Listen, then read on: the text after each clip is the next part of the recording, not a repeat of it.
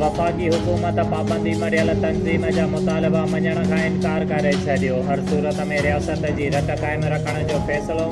पाबंदी मरियल PLP जी मार्च खे रोकण लाइ रेंजर्स खे मुक़ररु करण जो फ़ैसिलो। वज़ीर आज़म इमरान खान जी सदारत हेठि थियल काबीना इजलास खे TLP सां थियल ॻाल्हियुनि में आयल डेडलॉक खां आगाह कयो वियो।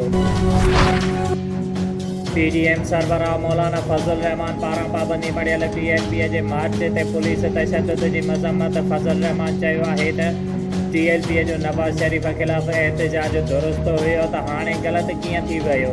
एहतिजाज समूरनि जो आइनी हक़ आहे। हुकूमत खे इन एहतिजाज खां रोके न थी सघे। वज़ीर आज़म इमरान खान 4.2 अरब जी इमदाद पैकेज ते सऊदी अरब जो शुक्रगुज़ार। वज़ीर आज़म सऊदी अरब हुकूमत ऐं वली अहद मोहम्मद बिन सलमान जा थोरा मञींदे चयो त सऊदी अहिड़े मौक़े ते मदद कई जॾहिं दुनिया महांगाईअ खे मुंहुं ॾेई रही आहे। नाणेवारे सलाहकार शौकत तरीन चयो आहे त IMF सां मुआहिदे जे वेझो पहुची विया आहियूं। सऊदी इमदाद जो IMF सां को बि वास्तो न आहे। इस्लामाबाद में हमाद अज़हर सां गॾु प्रेस कॉन्फ्रेंस कंदे शौकत तरीन चयो त सऊदी अरब स्टेट बैंक में $3 अरब जमा कराईंदो। हमाद अज़हर चयो त उमेद आहे त ईंदड़ 6 महीननि में आम वाहपे जे शयुनि जे अघनि में घटिताई अची वेंदी। महांगाई सटियल आवाम खे बिजलीअ जो हिकु ॿियो झटको। नेप्रा महाबार फ्यूल जी एडजस्टमेंट जी मद में ₹2.51 फ़ी यूनिट महांगी करण जी मंज़ूरी ॾेई छॾी। नेप्रा जे चेयरमैन जी सरबराहीअ में सेप्टेंबर महीने लाइ बिजलीअ जे अघ में वाध बाबति सेंट्रल पावर परचेसिंग एजेंसीअ जी दरख़्वास्त ते ॿुधणी थी। नेप्रा मूजिबि लाइफ लाइन ऐं के इलेक्ट्रिक सार्फिन ते भार न पवंदो।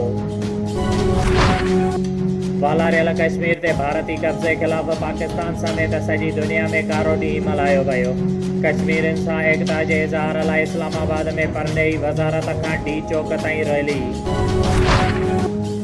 वॾे वज़ीर जी सदारत हेठि कराची मेगा स्कीम्स बाबति इजलास। नाथा खान पुल यूटर्न लाॾीअ में रोड जी मरम्मत समेत मुख़्तलिफ़ तरक़ियाती रिथाउनि बाबति ब्रीफिंग ॾिनी वई। वॾे वज़ीर पारां कराचीअ जे एडमिनिस्ट्रेटर खे तरक़ियाती स्कीमूं जल्द मुकमल कराइण जी हिदायत। वॾे वज़ीर NICVD जे गवर्नर बाडीअ जे इजलास खे बि सदारत कई। जेली वेजिस ते मुलाज़िमनि खे रेगुलर करण जी बि मंज़ूरी।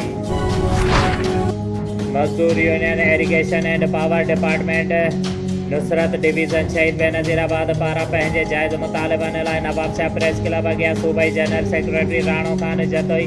ज़िलाई सदर गुलाम जाफ़र ज़रदारी, चेयरमैन मोहम्मद हनीफ़ कोराई।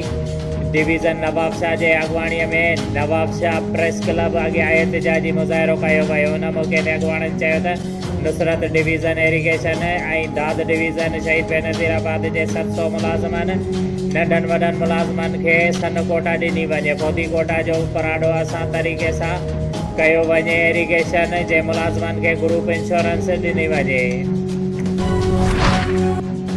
समूरे मुल्क जी ज़िला शहीद बेनज़ीराबाद में पिणु 27 अक्टूबर जे ॾिहाड़े खे कश्मीरी भाइरनि सां यकजहती तौरु कारो ॾिहाड़ो तौरु मल्हायो वियो। नईअ सिलसिले में शहीद बेनज़ीराबाद जे ज़िला इंतिज़ामिया पारां डिप्टी कमिश्नर आमिर हुसैन पामर जी अॻुवाणीअ में डिप्टी कमिश्नर ऑफिस खां नवाब शाह प्रेस क्लब ताईं हिकु रैली कढी वई, जंहिंमें ज़िलाई ऑफिसरनि ऐं शागिर्द जे वॾे अंग शिरकत कई। रैलीअ में शिरकत कंदड़नि जे हथनि में प्ले ऐं बैनर कार्ड्स हुया जिन ते कश्मीर बणिजंदो पाकिस्तान जहिड़ा नारा तहरीर थियल हुया। रैलीअ जी पुॼाणीअ में रैलीअ में शिरकत कंदड़नि ऐं मीडिया जे नुमाइंदनि सां ॻाल्हाईंदे डिप्टी कमिश्नर आमिर हुसैन पामर चयो त 27 अक्टूबर 1947 तारीख़ में कारो ॾींहुं लिखियो वञे थो जॾहिं त भारत पारां कश्मीर ते ज़बरदस्ती मुसलत थी करे कश्मीरियुनि अवाम मथां ज़ुल्म ऐं सितम जी दास्तान रक़म कई वई।